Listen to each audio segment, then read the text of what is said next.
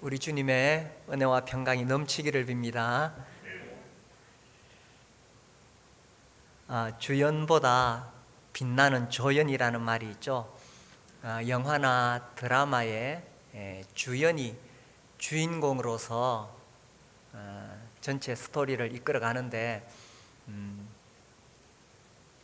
가끔씩 아주 그 조연의 역할이 빛날 때가 있습니다. 그렇다고 해서 그 조연이 뭐 주연을 방해한다든지 그런 것이 아니죠. 자기만 튀는 게 아닙니다. 그러면 영화 망치죠. 이 주연의 역할이 잘 드러나도록 하면서 전체 그 드라마나 영화의 주제가 부각되도록 그렇게 해서 그런 역할을 잘하게 될 때에 주연보다 빛나는 조연이다, 그런 표현을 합니다. 우리가 지금 에스라 10장까지 이르렀습니다. 이제 마지막 장인데 성전을 재건하고 영적인 개혁을 하는 내용이죠. 에스라 전체의 주인공이 누굽니까? 물론 뭐 하나님이시지만 지금 에스라서에서 에스라가 지금 이끌어가고 있습니다. 이제 정말 영적인 개혁을 함으로 해서 이 에스라서가 마무리가 됩니다. 이 과정에서 지금 백성들은 범죄한 상태이고 또 그 문제를 해결하기가 매우 어려운 상황입니다. 그런데 에스라마저도 지쳐 있는 상태입니다. 이때 스가랴가 등장하죠. 스가랴가 등장해서 이 개혁을 클라이맥스로 이끌어갑니다. 지금 정말 이 영적인 개혁이 필요한 이 절대절명의 순간인데 여기서 이제 딱 이렇게 개혁이 되어야 이제 백성들이 살아나게 되는데 그런데 사실은 9장을 지나가면서 분위기가 완전히 가라앉아 있습니다. 완전 초상집 분위기입니다. 이런 분위기에서 스가랴가 어떻게 완전히 이 분위기를 역전시키느냐, 우리가 10장 2절을 보시면 엘람 자손 중 여히엘의 아들 스가랴가 에스라에게 이르되 우리가 우리 하나님께 범죄하여 이 땅 이방 여자를 맞이하여 아내로 삼았으나 이스라엘에게 아직도 소망이 있나니. 이 완전히 가라앉은 분위기를 역전시키는 발언을 합니다. 아직도 소망이 있나니. 이렇게 소망을 선포하면서 영적인 개혁이 일어날 수 있도록 그 분위기를 만들어 간다는 거죠. 그래서 이 에스라 10장은 이제 영적인 개혁이 일어나는 그런 내용인데 오늘 특별히 이 스가랴의 이런 그 영적인 개혁이 일어날 수 있도록 절대적인 역할을 한 이 스가랴를 한번 생각해 보려고 합니다. 지금 상황은 정말 이 백성들에게 희망이 없어 보이는 상황이죠. 범죄하고 실패한 상황입니다. 1절에 보시면 에스라가 하나님의 성전 앞에 엎드려 울며 기도하여 죄를 자복할 때에 많은 백성이 크게 통곡하며 이스라엘 중에서 백성의 남녀와 어린아이의 큰 무리가 그 앞에 모인지라. 우리가 9장에서 살펴봤지만 포로에서 돌아온 자손들이 이방인과 통혼을 했습니다. 사실 이것이 얼마나 심각한 문제인가를 에스라가 지적하고 또 기도했지요. 이스라엘 민족이 이것 때문에 망했잖아요.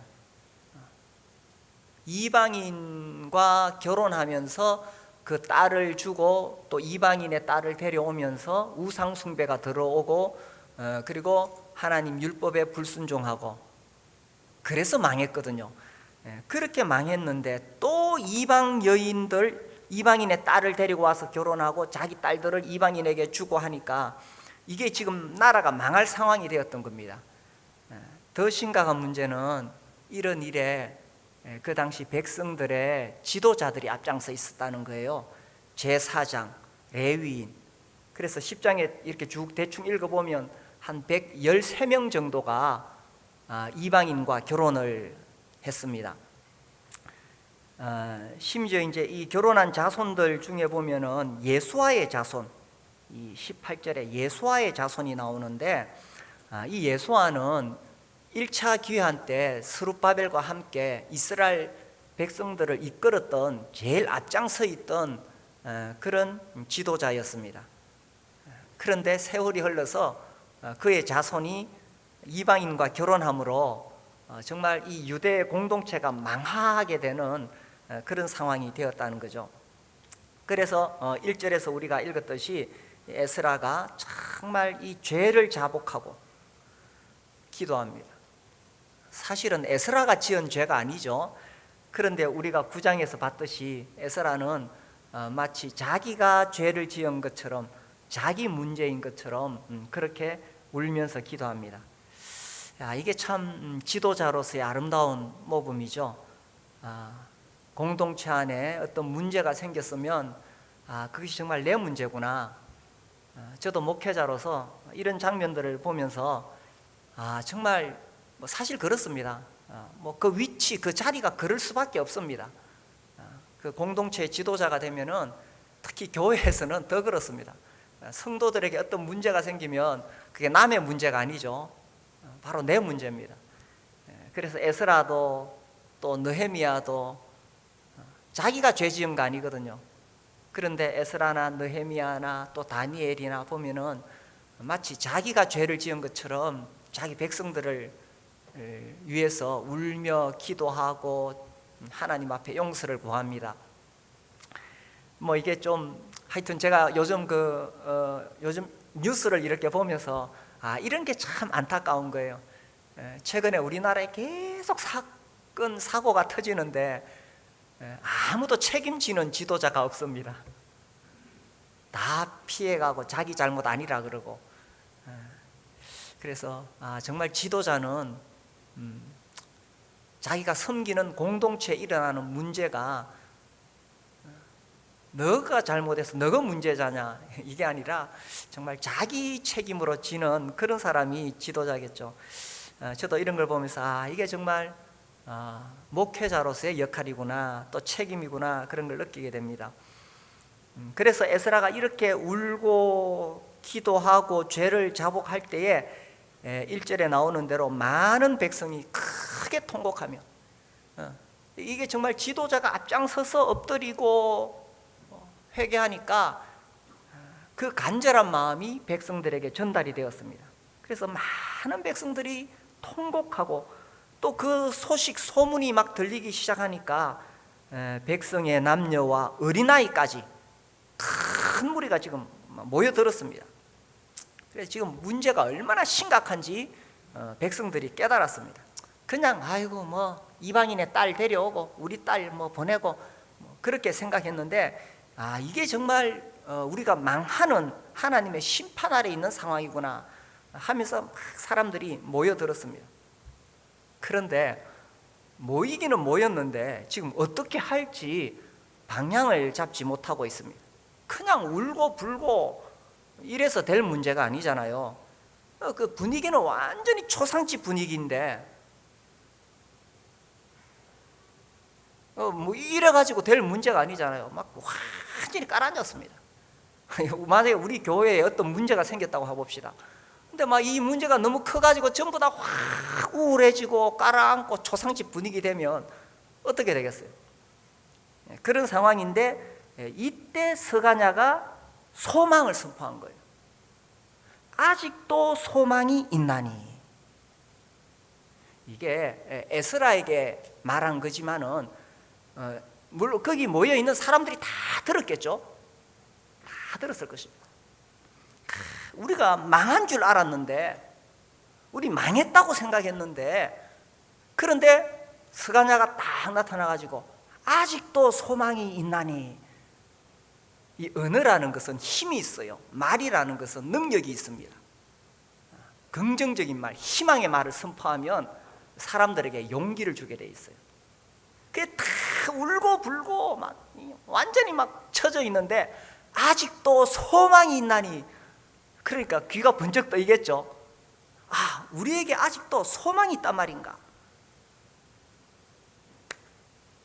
이게 중요한 거예요. 소망을 선포한 곳에 소망이 있습니다. 다 죽을 듯이 깔아앉아 있을 그 상황에서 소망을 선포한 곳에 소망이 있습니다. 한 번은 제 아내가 어떤 자매님하고 이렇게 통화를 하고 있는데 그때 사실 어떤 막 골치 아픈 문제가 있었어요. 이거 어떡하나. 근데 이제 제가 옆에 뭐 우연히 들었는데 제 아내랑 통화하는 그 자매님이 그거 뭐 걱정하냐고, 뭐 이런 거 저런 거 막 구체적으로 이야기하기는 그렇지만 이런 이야기를 하면서 우리에게 굉장히 아직까지 얼마든지 소망이 있다는 걸 이야기하는 거예요. 그때 제가 마음에 그렇지, 아직 얼마든지 소망이 있지. 왜 내가 이 문제를 이렇게 어렵게만 보느냐, 힘들게만 보느냐, 안 될 것처럼만 생각하느냐. 그러면서 저에게 막 용기가 생기더라고요. 그래서 소망을 선포하는 곳에 소망이 있다는 것입니다.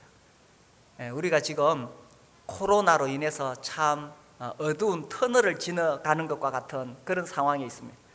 들려오는 소식들은 다 어려운 이야기들이죠. 그래서 이러한 때에 우리도 이 스가냐처럼 아직도 소망이 있다고 선포하는 것입니다. 아직 우리 완전히 망한 거 아니잖아요. 우리 가정의 문제나 또 사업에 있어서나 사실 지금 우리가 목장도 매주 제대로 모이지를 못하고 있습니다. 교회도 성도들이 다 나오셔야 하는데 아직 뭐 개인적인 사정이나 이런 것으로 다 나오지 못하고 있습니다. 그렇다고 해서 우리가 뭐 망하겠어요? 아직도 소망이 있습니다. 아멘을 안 하시네. 아직도 소망이 있습니다. 예. 그래서 비록 범죄하고 실패하고 분위기는 완전히 초상집 분위기지만 스가냐가 딱 일어나서 선포하잖아요. 아직도 소망이 있나니. 지금 이 상황은 지금 스가냐가 그렇게 말은 했지만 이 상황을 수습하는 것은 쉽지 않습니다. 이 해결하는 것이 쉽지 않습니다. 이 3절에 보면 곧 내 주의 교훈을 따르며 우리 하나님의 명령을 떨며 준행하는 자의 가르침을 따라 이 모든 아내와 그들의 소생을 다 내보내기로 우리 하나님과 언약을 세우고 율법대로 행할 것이라. 이방인의 딸을 데려왔으니 아내를 내보내자는 것입니다. 그리고 소생, 자녀를 낳았으면 자녀까지도 내보내자는 것입니다. 이게 지금 보통 일이 아닙니다. 뭐 어디 가가지고 강도질을 해서 불법 약탈해서 뭐 물건을 가져왔으면 물건을 돌려주는 것은 뭐 그렇게 힘들지 않아요. 그런데 지금 이방인 데려와서 결혼을 했잖아. 이 부부의 정을 어떻게 쉽게 끊을 수 있겠어요? 거기다가 자녀까지 낳았으면 이 혈육의 정을 어떻게 끊을 수가 있겠어요? 이 해결이 지금 쉬운 문제가 아닙니다. 그러나 이 문제를 완전히 해결하려면은 이방인들을 내보내야 되는 겁니다. 이혼해야 되는 거예요. 물론 고린도전서에 이혼하지 말라고 분명히 성경에 말씀하고 있죠. 그때 상황과 여기 상황은 다릅니다. 지금 이혼하면 안 되죠. 그러나 여기 이 당시에는 그 이스라엘의 그 혈통을 보존하기 위해서, 그들의 정체성을 보존하기 위해서 그때는 이방인과 결혼을 하면 안 되는 거죠. 그래서 그들을 내보내야 되는 그런 상황입니다. 그래서 참 정말 이 가족의 정을 끊는다는 건 이건 쉬운 일이 아니고 또 현실적인 문제도 있습니다. 그냥 뭐 내보내면 되겠어요? 그 아내와 자식들이 먹고 살 수 있도록 다 이렇게 마련해 줘야 되잖아요. 위자료를 줘야 되잖아요. 거기다가 아마 이런 결혼에는 틀림없이 그 이방인들의 어떤 그 가문과 연결이 돼 있을 겁니다. 그래서 그들이 이렇게 결혼 일종의 동맹이거든요. 이방인의 그 토착 세력과 결혼 동맹이기 때문에 그쪽 집안에도 적절한 위자료가 주어져야 되는 상황입니다. 그래야 이 마무리가 잘 됩니다. 그래서 현실적으로도 여러 가지 많은 어려움을 겪고 있습니다. 그래도 완전히 이 문제를 수습하려면 그 길밖에 없습니다. 이때 스가냐가 나타나서 이렇게 이야기했는 거예요. 먼저는 소망을 선포하면서 아직도 소망이 있나니 우리가 말씀대로 한번 해보자는 것입니다. 아직도 소망이 있다. 비록 어렵고 힘들지만 지금 이거 쉬운 일 아니죠. 어렵고 힘들지만 지금이라도 우리 하나님의 말씀대로 해보자는 겁니다. 아직 소망이 있다는 거예요. 그래서 이 소망을 선포하면서 에스라에게 지금 말하고 있지만 사실은 백성들도 다 듣고 있는 거예요. 그래서 에스라와 백성들을 격려한, 우리가 아직 안 망했을 때 지금이라도 우리 하나님과 언약을 세우자, 이렇게 분위기를 만들어가는 겁니다. 사실 이것은 에스라가 할 수 있는 일이 아닙니다. 에스라가 지금 지도력을 가지고 있잖아요. 그가 이 페르시아에서 올라올 때에 행정권도 가지고 있고 사법권도 가지고 있습니다. 그러나 그렇다고 해서 강압적으로 이 일을 처리할 수는 없습니다. 틀림없이 그 중에 또 반발하는 사람이 나타나거든요. 아무리 그것이 말씀대로 하는 거고 옳은 일이라도 꼭 사람들 중에는 뭐 좀 하자 그러면 반발하는 사람이 있어요. 그런데 그 사람이 이렇게 막 부정적인 이야기를 하고 분위기를 만들어가면 에스라가 강압적으로 할 수 있는 게 아닙니다. 아니 어떻게 혈육의 정을 끊을 수가 있어요? 아니 어떻게 같이 사는 아내를, 아무리 이방인이라고 하지만 그 아내를 어떻게 내보낼 수가 있겠어요? 그래서 강압적으로 할 수 있는 것이 아니고 정말 자발적으로 뭔가 이루어져야 됩니다. 여기에 이 스가냐가 등장했는 거예요. 이게 지금 주연보다 빛나는 조연의 역할인 것입니다. 그래서 에스라와 백성들 사이 그 중간에서 아직 소망이 있다, 우리가 지금이라도 말씀대로 해보자 하면서 동기를 막 이렇게 불어넣는 거예요. 그리고 그렇게 해보자고 막 힘을, 동력을 부어넣는 거예요. 이거 에스라가 할 수 있는 게 아닙니다. 앞에 서가지고 에스라 이렇게 하자 하고 가면은 그렇게 해서 될 문제가 아니에요. 그래서 이 중간에서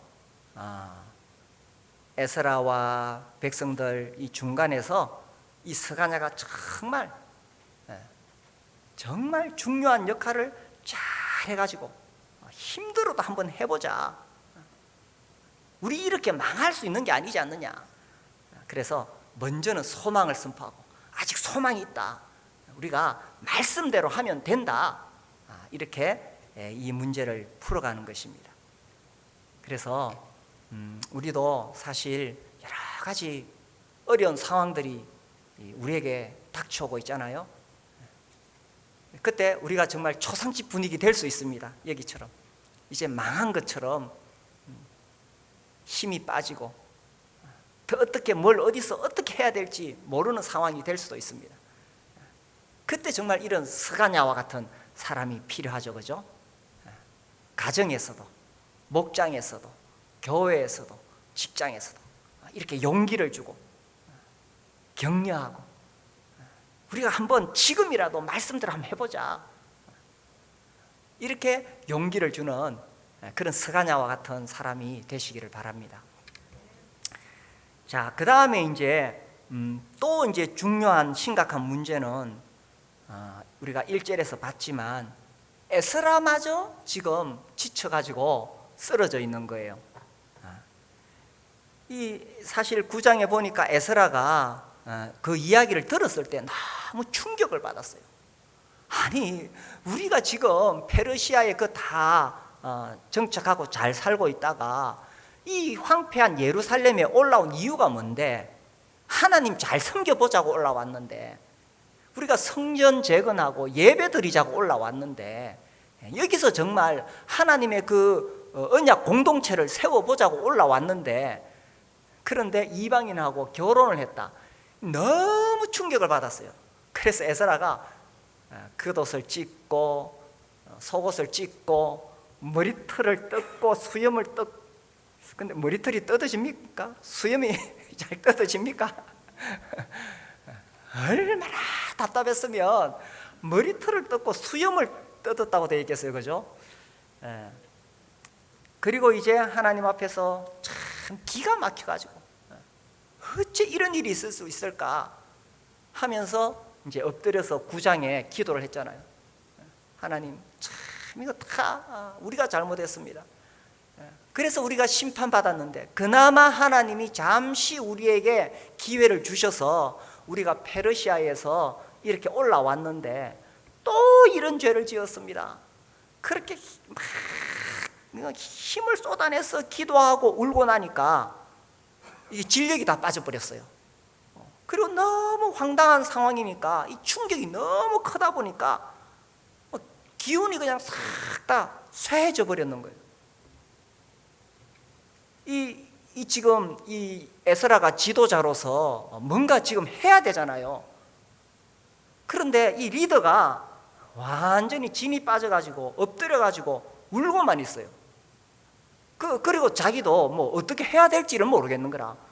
아니, 자기가 행정권도 있고 사법권도 있지만 이걸 강압적으로 어떻게 이끌어가서 될 문제가 아니라는 것을 자기도 잘 알았거든요.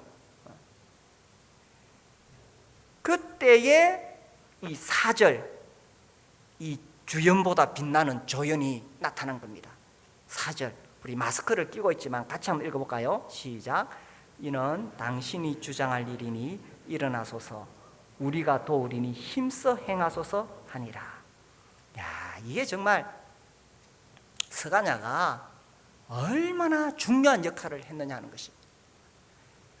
에스라는 완전히 지금 퍼져 있는데, 그렇다고 자기가 뭐 권력으로 어떻게 할 수도 없어서 지쳐 있는데, 그때 이 스가냐가 용기를 주고 격려를 하는 거예요. 이는 당신이 주장할 일이니 일어나소서, 우리가 도우리니 힘써 행하소서. 제가 이 세 번역을 읽다 보니까 여기에 또 더 표현이 잘 돼 있어요. 세 번역에는 이렇게 돼 있습니다. 그러므로 이제 일어나십시오. 이 모든 일은 제사장님이 맡아서 하셔야 합니다. 우리가 제사장님을 도와드리겠습니다. 용기 있게 밀고 나가십시오. 야, 이 말을 들었을 때에 에스라가 얼마나 격려가 되었겠어요, 그죠? 얼마나 용기를 얻게 되었겠어요. 얼마나 용기를 얻게 되었어요. 자기가 어떻게 나서서 했을 때 문제가 생길 수도 있는데 스가냐가 쫙 처리한 다음에 그 다음에 자기를 용기를 주고 격려하고, 그죠? 그래서 5절에 보면 이에 에스라가 일어나 이렇게 나오는 겁니다. 이에 에스라가 일어나. 이 스가냐의 이 격려를 듣고 그때 이 에스라가 일어나게 되었던 것입니다. 스가냐는 분별력이 분명했어요. 지도자를 일으켜야 공동체가 산다는 겁니다. 사탄은 이걸 알아요. 지도자가 넘어져야 공동체가 망한다, 이걸 알아요. 그래서 직장에서나 가정에서나 목장에서나 교회에서나 어디에서나 원리는 다 똑같습니다.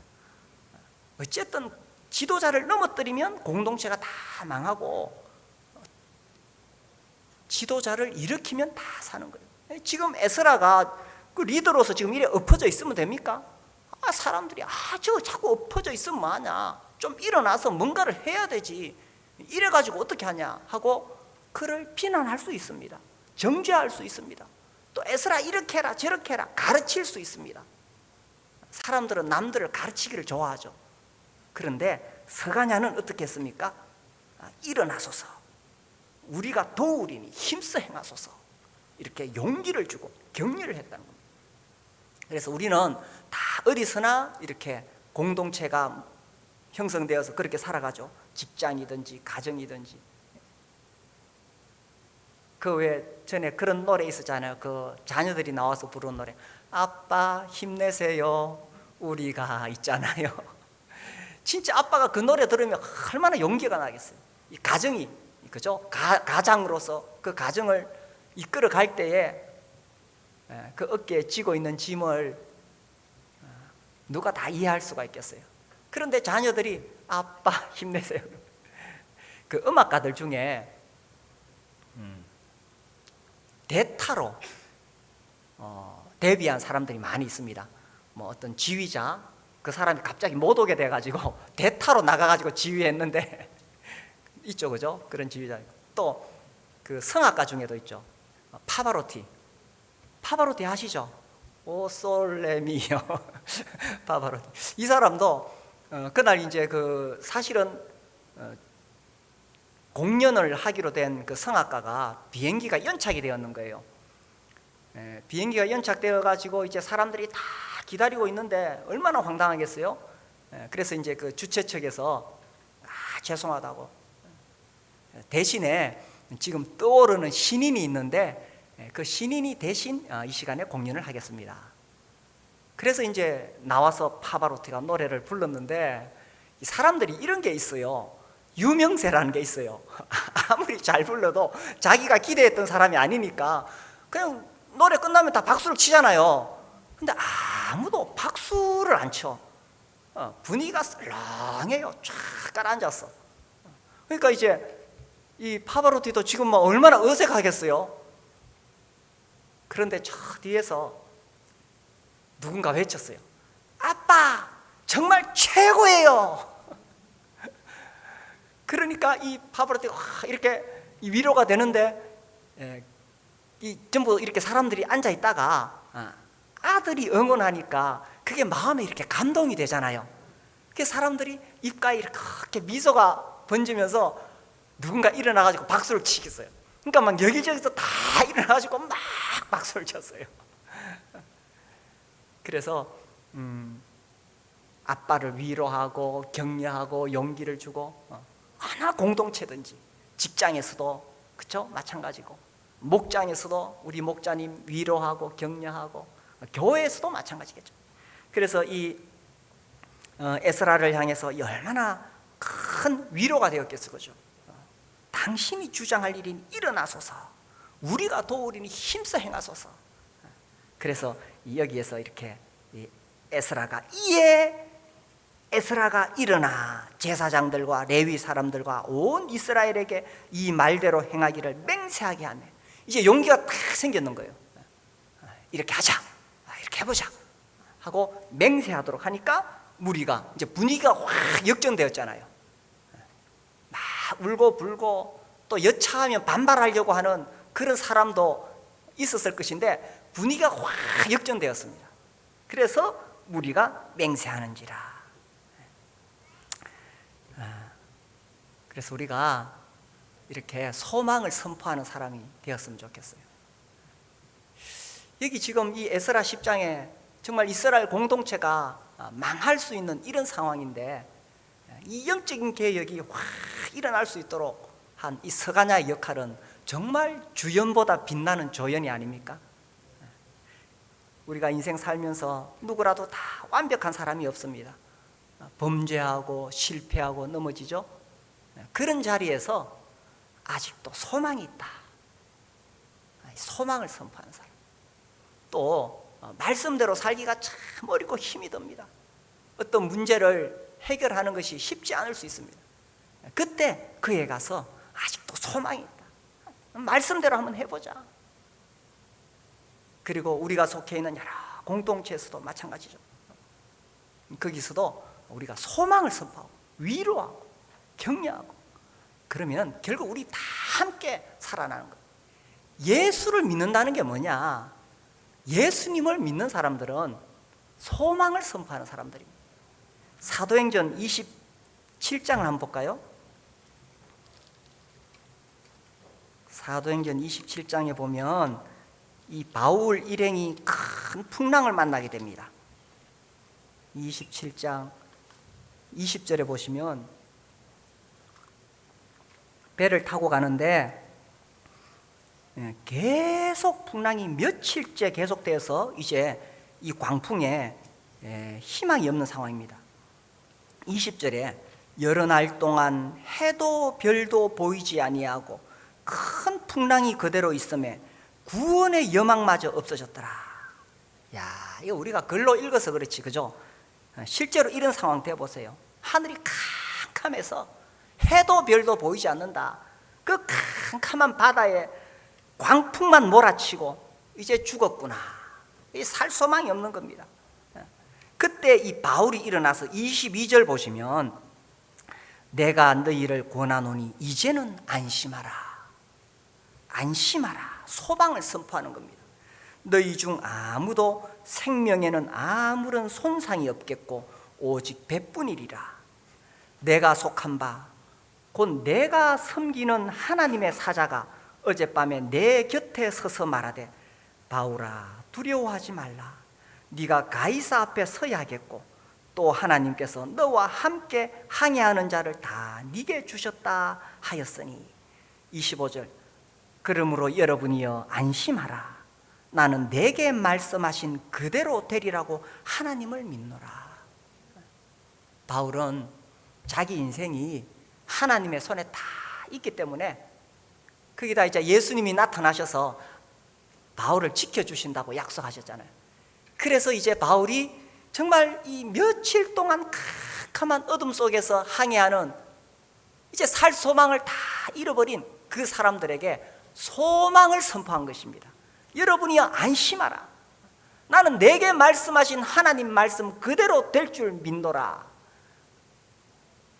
이것이 예수 믿는 사람들이 이 땅에 살아가면서 주위 사람들에게 줄 수 있는 큰 영향력이라고 생각합니다.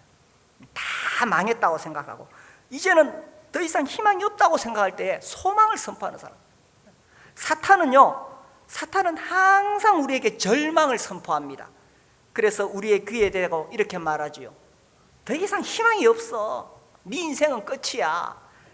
네 꼬라지를 봐라. 포기해. 그렇게 실패하고 죄짓고 하나님도 너를 버리셨을 거야. 혹시 이런 속삭임을 들어보지 않았습니까? 우리가 살다가 어렵고 힘들고 실패하고 넘어졌을 때에 꼭 사탄이 와가지고 네 인생 별 볼 일 없어. 그게 네 인생이야. 사탄이 꼭 그렇게 부정적인 이야기를 합니다. 그러나 하나님은 항상 소망을 선포하시는 분이십니다. 네가 얼마나 힘든지 내가 안다. 네가 비록 실패하고 넘어졌지만 아직도 소망이 있다. 말씀을 붙잡고 일어서라. 내가 너와 함께 하겠다. 강하고 담대하라. 하나님은 우리에게 항상 소망을 주시는 분이십니다. 그래서 나의 인생, 또 내 주위에 있는 많은 사람들, 또 우리 가족들 여러 가지 어렵고 힘든 상황, 실패한 것처럼 지금 뭔가 하긴 해야 되는데 다시 일어설 수 없는 그런 상황 속에서 예수를 믿는 사람은 어떤 사람이냐? 사망 권세를 깨뜨리시고 부활하신 그 예수님을 믿는 것입니다. 그래서 어떠한 상황에서도 소망을 잃지 않는 사람, 그리고 나만 그 소망을 가지고 있을 뿐만 아니라 내 주위 사람들에게도 소망을 선포하는 사람, 그 사람이 예수 믿는 사람 아니겠습니까?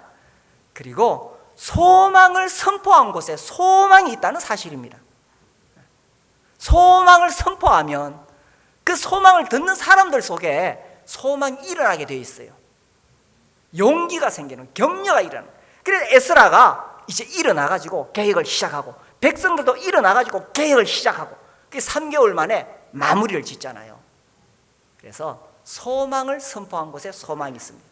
그래서 우리 형제자매님들 소망을 선포하는 사람들이 되시기를 바랍니다.